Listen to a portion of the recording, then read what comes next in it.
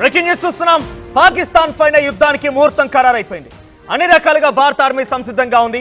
ఇప్పటికే Indo Pak land border sharing గుడ్డ పెద్ద ఎత్తున ఆర్మీ ఫోర్సెస్ తో సిద్ధంగా ఉన్నారు. అన్ని రకాల యుద్ధ సామాగ్రిని అక్కడికి తరలించారు.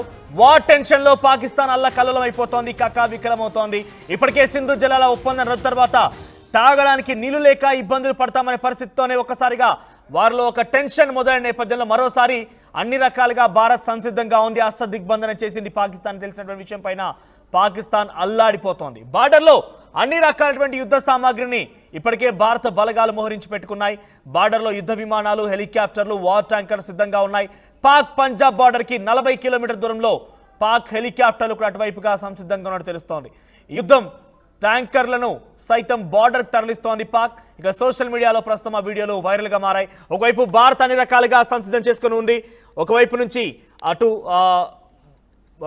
నావీ కానివ్వండి, తర్వాత ఎయిర్ ఫోర్స్ అన్ని రకాలుగా సిద్ధంగా ఉన్న నేపథ్యంలో అటు పాకిస్తాన్ కూడా దానికి ధీటుగా ఉండే విధంగా అన్ని రకాల చర్యలు చేపడుతోంది. కానీ పాకిస్తాన్ ఏమాత్రం కూడా భారత స్థైర్యాన్ని, భారత్ ముందు నిలబడలేదనే విషయాన్ని తనకు కూడా తెలుసు.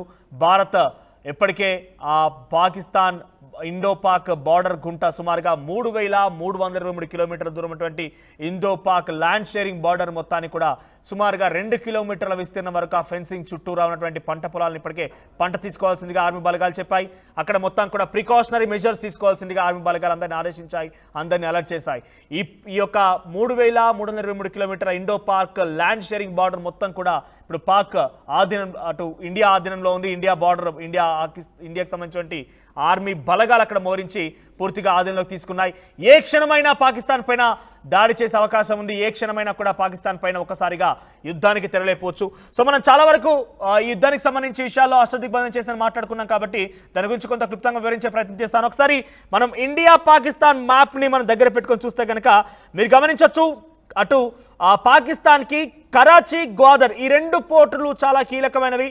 అయితే గ్వాదర్ పోర్ట్ అనేది ప్రస్తుతం పాకిస్తాన్లో కూడా వేర్పాటువాదం అనేది ఉంది కాబట్టి అది పూర్తిగా బలూచిస్తాన్లో ఉంది. ఆ బలూచిస్తాన్ వేర్పాటువాదానికి సంబంధించి పోరాడుతున్నటువంటి వారి ఆధీనంలో గ్వాదర్ పోర్ట్ ఉంది. ఇక కరాచీ పోర్ట్ విషయానికి వస్తే సింధు దేశ్ గురించి పోరాడుతున్న వారి యొక్క భౌగోళిక ప్రాంతంలో కరాచీ పోర్ట్ ఉంది. So Karachi port, Gwadar port నుంచి ఎటువంటి విధంగా పాకిస్తాన్ దాడి చేయాలన్నా, పాకిస్తాన్ ఏదైనా కవ్వింపు చర్యలకు పాల్పడాలన్నా కూడా ముందుగా అక్కడ సింధు దేశ్, బలూచిస్తాన్ వేర్పాటువాదం ఎదుర్కోవాల్సి ఉంటుంది.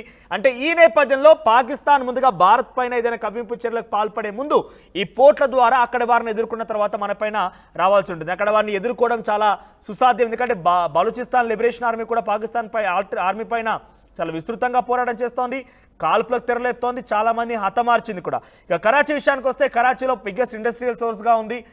అక్కడ at the same time Sindhu Desh కూడా పోరాటాలు చేస్తోంది కాబట్టి అంత ఈజీ అయితే కాదు. దానికి ఒకవేళ నిజంగా అది జరిగినా కూడా భారత్ సంసిద్ధంగా ఉంది. కరాచీ దగ్గర అన్ని రకాల ఏర్పాటు, కరాచీ నుంచి ఎటువంటి దాడి జరిగినా కూడా దాన్ని ఎదుర్కొనేందుకు అన్ని రకాల ఏర్పాటు చేసింది. ఇదొకటి నావీ ఫోర్స్ చేసేటువంటి ప్రక్రియ. ఇక మనం ఎయిర్ ఫోర్స్ విషయానికి వస్తే ఇండియన్ ఎయిర్ ఫోర్స్ కూడా అన్ని రకాల సంసిద్ధంగా ఉంది. మన వైపు నుంచి అన్ని రకాలుగా పాకిస్తాన్ వైపుగా ఎక్కుపెట్టున్నాయి. పాకిస్తాన్ వైపుగా టార్గెట్స్ రేంజ్ మొత్తం కూడా ఫిక్స్ అయింది. ఎక్కడ నిజంగా పాకిస్తాన్ కనుక ఒక రకమైనటువంటి ఇదే రియాక్షన్ ఇస్తూ ఇదే రకమైన కవ్వింపు చర్యలకి మరోసారి దాడి కనుక తెరలేపే పరిస్థితి కనుక ఉంటే వెంటనే మన వైపు నుంచి టార్గెట్ మొత్తాన్ని కూడా ఎక్కిపెట్టే అవకాశం ఉంది. ఒక్కసారి కనుక అటు పొలిటికల్ లెవెల్ ఆపరేషన్ అంటే ప్రధానమంత్రి నుంచో లేకపోతే డిఫెన్స్ మినిస్టర్ నుంచో అన్ని రకాలుగా ఆదేశాలు వచ్చాయంటే చాలు, ఇక ఒక్కసారిగా గోలీ కొడితే పాకిస్తాన్ మాత్రం 3 ముక్కలు అవ్వడం ఖాయంగా కనబడుతోంది. ఇదొకటి. ఎయిర్ ఫోర్స్ కూడా సంసిద్ధంగా ఉంది. మరోవైపుగా సైబర్, ఇక్కడ మనం గమనిస్తే కనుక సైబర్ అటాక్ అనేది కొంత ప్రస్తుతం మనం అది ఊహించలేము, అది జరగదు కూడా. కానీ ఒక రకంగా నిజంగా కనుక పాకిస్తాన్ కనుక సైబర్ అటాక్ చేయాల్సి వస్తాయి. ఎందుకు నేను మీకు సీవేస్ ద్వారా బ్లాక్ చేసిందని చెప్పాను, ఇండియన్ ఎయిర్ ఫోర్స్ ద్వారా బ్లాక్ చేసిందని చెప్పాను. ఇప్పుడు సైబర్ గురించి ఎందుకు చెప్పాల్సి వస్తుందంటే ప్రస్తుతానికి చైనా దగ్గర అంత పెద్ద టెక్నాలజీ, అటు పాకిస్తాన్ దగ్గర అంత పెద్ద టెక్నాలజీ లేదు.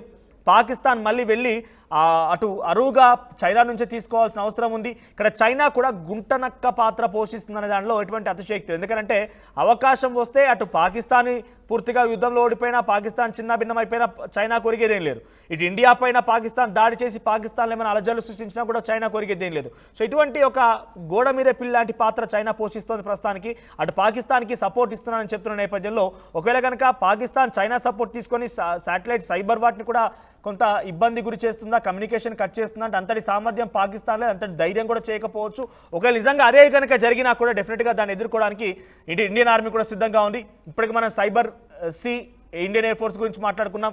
ఇక ల్యాండ్ బార్డర్ షేరింగ్ వెంట ఒక్కసారి మీరు అక్కడ వింటున్నారు కదా, చూస్తున్నారు కదా, ఒకవైపు రెండు వైపులా పాకిస్తాన్ దృశ్యాలు మీకు కనబడుతున్నాయి.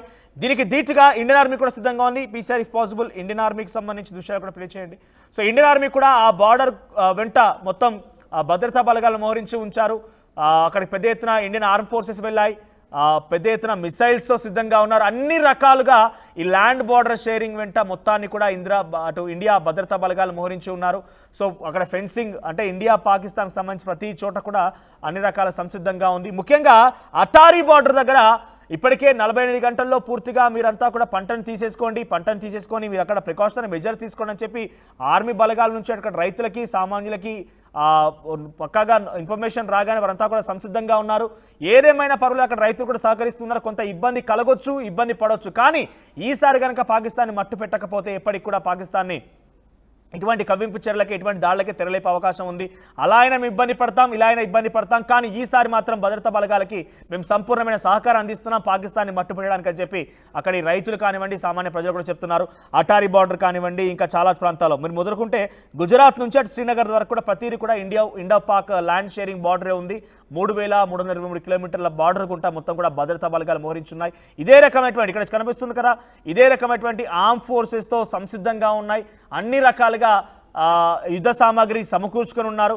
ఒక విషయం ఏంటంటే ఇక్కడ ముందుగా చాలామంది ఎక్స్పర్ట్స్తో ఆర్టీవీ మాట్లాడినప్పుడు కానివ్వండి, చాలామంది గతంలో పనిచేసిన ఆర్మీ అధికారులతో రిటైర్డ్ మేజర్లతో మాట్లాడినప్పుడు కూడా ఒక విషయం మనకు తేటతెల్లమవుతోంది. ముందుగా ఆపరేషన్ అంటే ఒక టార్గెట్ని ఫిక్స్ చేసుకొని ఆ టార్గెట్ని ముందుకు తీసుకెళ్తూ ఆ టార్గెట్ లక్ష్యంగా వెళ్ళేటువంటి ప్రక్రియని కొంచెం కొంచెంగా చేసేటువంటి ప్రక్రియని ఆపరేషన్గా చెప్పబడుతుంది. ఎప్పుడైతే ఈ ఆపరేషన్ పెద్దగా మారిపోయి రెండు దేశాల మధ్య భీకరంగా అటువైపు నుంచి ఇటువైపు నుంచి దాడులు అనేవి జరుగుతూ ఉంటాయో అటువంటి సందర్భంలో వార్ అనేది జరుగుతుందని చెప్తున్నారు. అంటే ఇప్పుడు జరుగుతుందంతా ఆపరేషన్ మాత్రమే. అంటే మనం ఒక టార్గెట్ పెట్టుకున్నాం, మనల్ని ఉగ్రవాదాన్ని లేకుండా వచ్చిన టార్గెట్తో భారత బలగాలు ముందుకు వెళ్తున్నాయి. ఇక్కడ పాకిస్తాన్ని కొట్టడమో పాకిస్తాన్ మొత్తం లేకుండా చేయడం అనేది భారత ఆర్మీ ఉద్దేశం కాదు. ఉగ్రవాదాన్ని పూర్తిగా రూపుమాపడమే భారత ఆర్మీ ఉద్దేశంగా ఉంది. కాబట్టి ఆ ఉగ్రవాదాన్ని రూపుమాపేటువంటి అంశాల్లో భాగంగానే ఇక్కడ కశ్మీర్ దగ్గర ఉన్నటువంటి ఉగ్రవాద మద్దతుదారులకు కానివ్వండి, ఉగ్రవాదుల యొక్క ఇళ్ల కూల్చివేత కానివ్వండి, లేదంటే ఎవరైతే కొంతమంది నక్కి ఉన్నటువంటి ఉగ్రవాదులను ఫైండ్ అవుట్ చేయడం కానివ్వండి, వారి యొక్క అడ్రస్ ప్రూఫ్ను పరిశీలించి వారిని అనుమానితుల్ని అరెస్ట్ చేయడం కానివ్వండి, ఇవన్నీ ప్రక్రియలు కొనసాగుతుంది. ఒక ఆపరేషన్ జరుగుతోంది.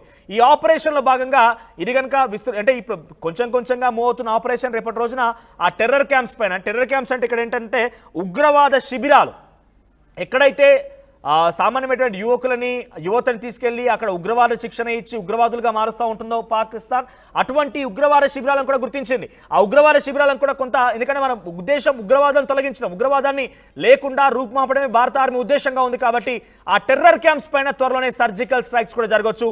దానికి అన్ని రకాలైనటువంటి సంసిద్ధత ఉంది. సర్జికల్ స్ట్రైక్స్ జరిగేటువంటి క్రమంలో అక్కడ టెర్రర్ క్యాంప్స్ అంటే ముందుగా పసిగట్టారు ఉగ్రవాదులు కూడా, కాబట్టి ఆ టెర్రర్ క్యాంప్స్ అన్ని కూడా వెళ్ళిపోయినట్టు తెలుస్తోంది. అక్కడ ప్రస్తుతానికి అంతా ఖాళీ ప్రాంతాలే ఉన్నాయి. టెర్రర్ క్యాంప్స్ ఎటువంటి టెర్రరిస్టులు కూడా లేవన్నట్టుగా అటు భారత బలగాలు కూడా గుర్తించాయి. కాబట్టి ఎక్కడున్నా వదిలే ప్రసక్తే లేదు. అది పీవీకేలో ఉన్నా ఎక్కడున్నా కూడా ఈ ఉగ్రవాదం వదిలే ప్రసక్తే లేదన్న చందంగా అన్ని రకాలైనటువంటి భద్రతా బలగాలు కూడా ప్రస్తుతం ఈ యొక్క అంశం మీద నిమగ్నమై ఉన్నాయి. ముఖ్యంగా ఇంటెలిజెన్స్ విభాగాలు అయితే ఎప్పటికప్పుడు అంశాలు పసిగడుతూ ఉన్నాయి. ఇంతకీ వీళ్ళు ఎటువంటి కమ్యూనికేషన్ విధానాన్ని వాడుతున్నారు, వీళ్ళ మధ్య కమ్యూనికేషన్ ఏ రకంగా ఉంది, స్లీపర్ సెల్స్గా ఉన్నవారు ఎవరైనా ఉన్నారా, అన్ని రకాలుగా అణువు అన్వేషించి జల్లెడ పట్టి అటు పాకిస్తాన్ ఉగ్రవాదాన్ని పూర్తిగా రూపుమాపేటువంటి అంశంతో లక్ష్యంతో ఇండియన్ ఆర్మీ ముందుకు వెళ్తోంది.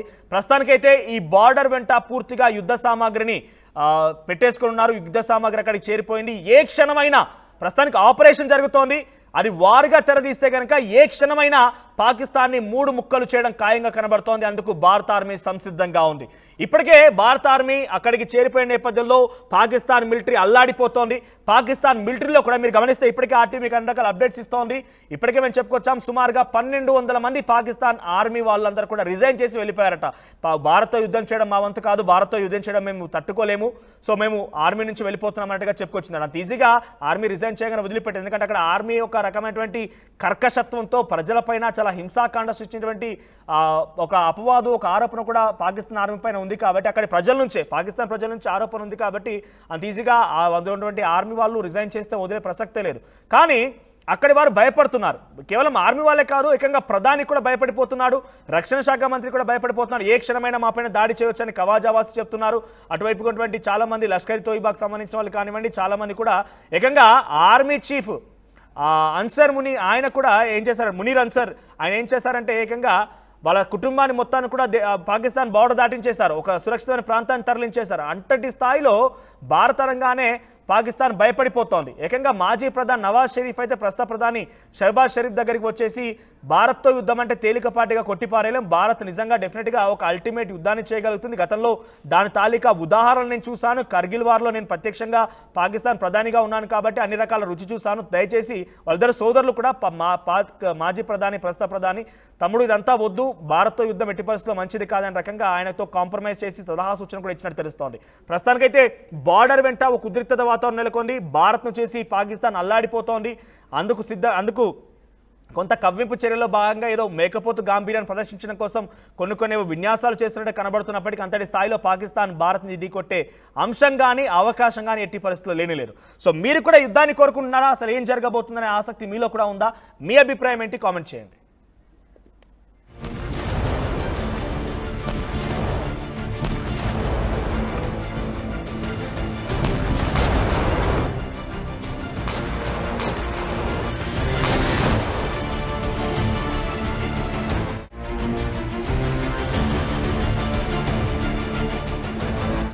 Global Business School. We help you learn the greatest skill in life, making the right choice. KLH Global Business School.